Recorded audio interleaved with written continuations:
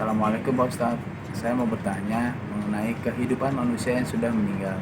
Kenapa manusia yang sudah meninggal berada di alam barzah dan menunggu datangnya hari kiamat untuk dibangkitkan kembali?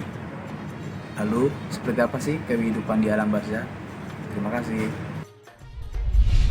Waalaikumsalam warahmatullahi wabarakatuh. Nah, berarti bisa diibaratkan nih Pak Ustadz, alam barzah itu seperti ruang tunggu gitu ya.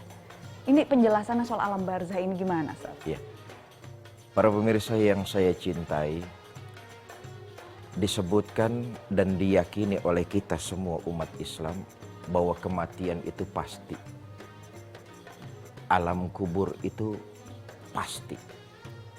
Kebangkitan itu pasti.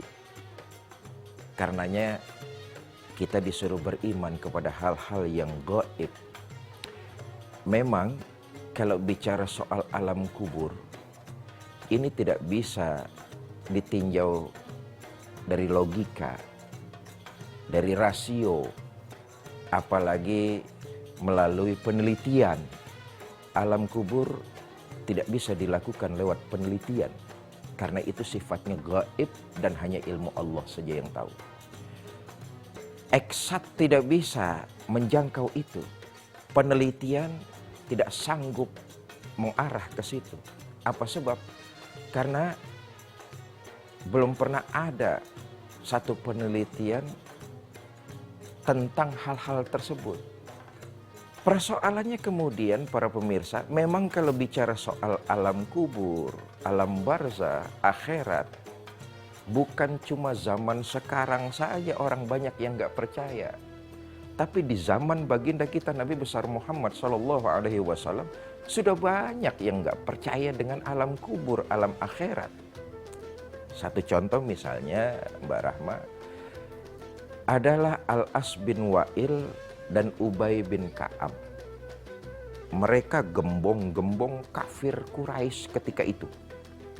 Waktu Nabi berbicara soal alam kubur, akhirat, Nabi bilang begini, saudara-saudara, nanti di akhirat itu semua manusia akan dikumpulkan. Mereka akan dibangkitkan untuk dimintakan pertanggungjawaban dari apa yang mereka pernah kerjakan di alam dunia. Oh, Al-As bin Wa'il dan Ubay bin Ka'ab, pemuka Quraisy kafir ini, mereka tepuk tangan. Enggak cuma sampai situ, mereka buru-buru pulang ke rumah, ngambil pacul sama pengki. Nyari kuburan tua, digali. Tulang belulang yang ada di dalam kuburan itu diangkat. Kemudian dihadapkan kepada Nabi. Kata mereka, Muhammad, tulang-tulang yang sudah hancur kayak begini, di akhirat nanti akan dibangkitkan lagi. Kekuatan macam apa yang bisa bangkitin tulang yang udah hancur? Itulah kurang ajar. Dalam surah Yasin, Allah mengabadikan peristiwa tersebut. Wa daraba lana masalan wa nasiya khalqah. Kekuatan apa yang bisa menghidupkan tulang yang udah hancur kayak begini? Allah sendiri kemudian yang menjawab. Qul, katakan kepada mereka Muhammad, aku yang menciptakan manusia, aku lebih sanggup lagi, lebih mudah lagi, lebih gampang lagi mereproduksi ciptaan aku sendiri. Di surah Yasin itu. Jadi para pemirsa,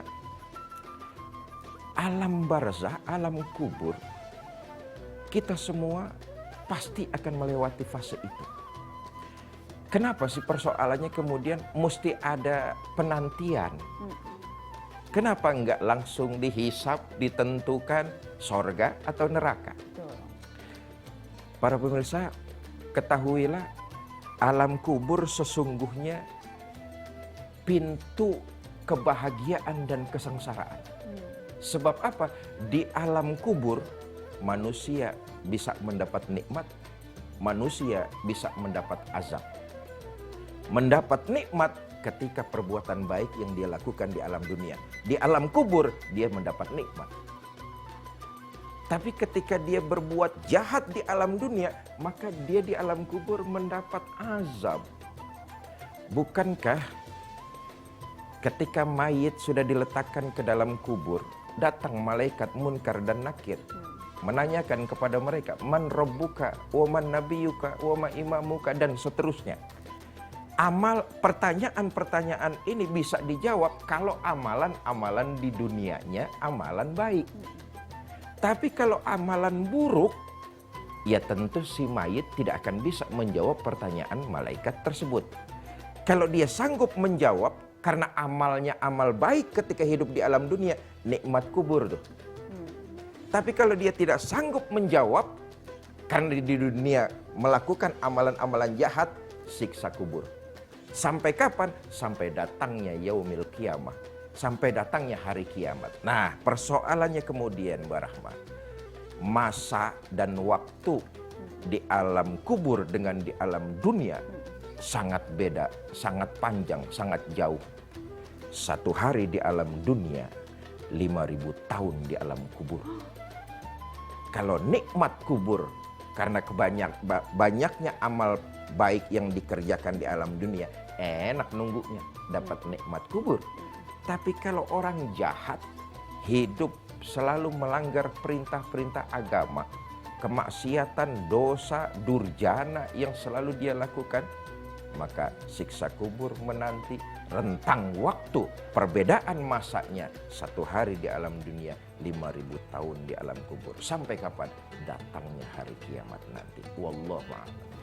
Wah, kalau gitu Pak Ustadz, kan berarti mereka lagi ada di ruang tunggu nih. Nah, betul. Tapi ruang tunggunya beda. Kalau yang orang-orang baik, ruang tunggunya enak tuh, fasilitas lengkap, dapat semua yang nikmat. Betul. Kalau yang jahat, semuanya dapatnya yang jelek-jelek. Siksaan. Sudah dimulai dari situ. Dimulai dari alam kubur.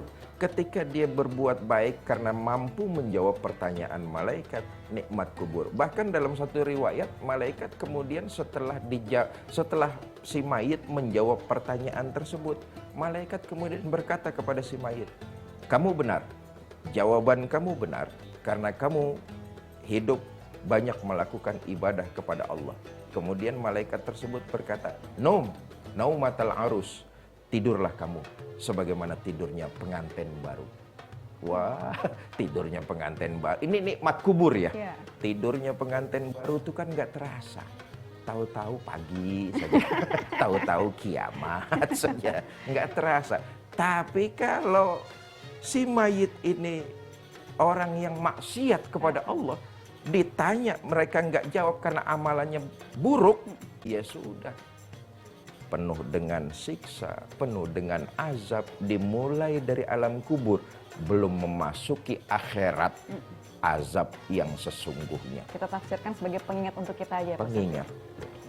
Nah sahabat, mungkin nih di antara sahabat semua ada yang sedang menyaksikan tayangan ini dalam keadaan segar ya kan, baru sholat subuh. Tapi mungkin ada juga yang justru ngantuknya baru sekarang nih Pak Ustadz, karena susah banget tidur. Nah tahu nggak nih sahabat, ternyata ada loh amalan dan doa untuk kita yang susah tidur. Apa saja kita akan bahas usai jeda.